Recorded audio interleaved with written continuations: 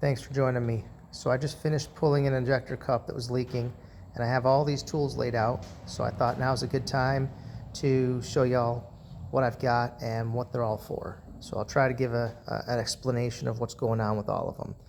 I've got my 1/4-inch drive, flex head ratchet, and an extension with a handle on it. That's just, easy to maneuver in tight spots. Stubby Phillips head, that gets the PCV valve off the driver's side valve cover.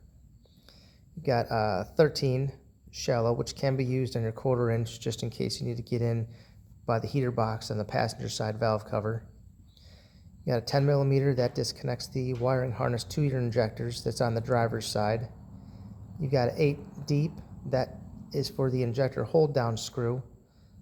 Definitely by the heater box on the passenger side because you don't have much room for an extension. Otherwise, you can use the 8 shallow with the extension, and anywhere you've got a lot of room for that.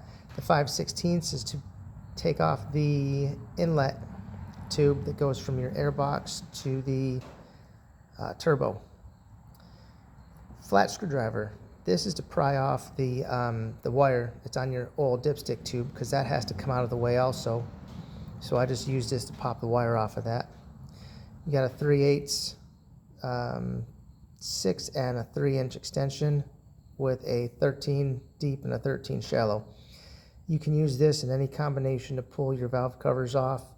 On the passenger side, again by the heater box, you might just use the deep with a flex head and get the back bolts right by the heater box off. Needle nose pliers, they don't have to be this particular style, but anything that gives you the ability to put that glow plug wire back on because it sits inside the head right next to the rocker arm. You got an 1/8-inch Allen wrench. This is going to take out the oil galley plugs because you really don't want to flood your cylinders with oil if you don't have to.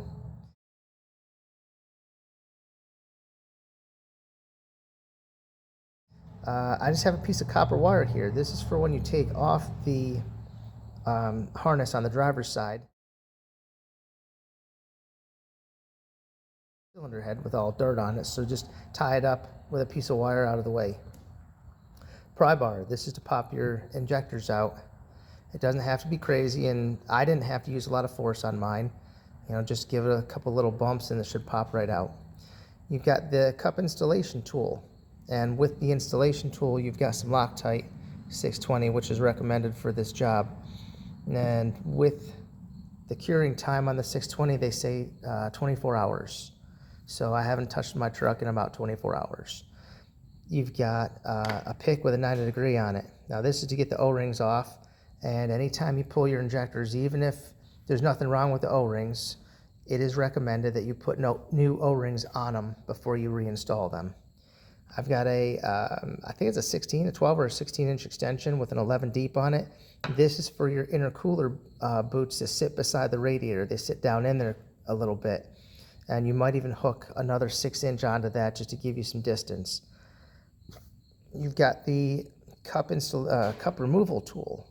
And for this, you've got a 12-point half-inch socket that goes on the top of it. And you've got a 19 deep that fits on this nut to extract the cup itself.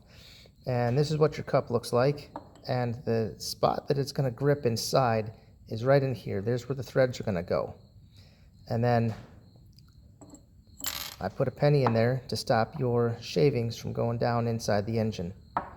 And you'll never have to worry about the penny getting hit because this is a separate compartment from this, and this is where the threads are going to go down to. So this tool will never go down into the penny compartment, so you don't have to worry about that. Block of wood and a hammer. This is how I lightly seat the injectors in their bore. I don't have enough, when you're working on this, I don't think many people have enough power to push those O-rings into the bore just how they are. So you just lightly seat them with a block and a hammer. Definitely coat them good with your oil before you put them in there. It definitely eases up the process. You're going to need some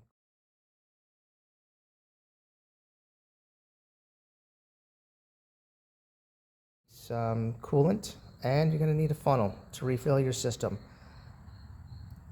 That is the basic of it. You might have more tools than this, but you will probably never use any less tools than this. Thanks for watching.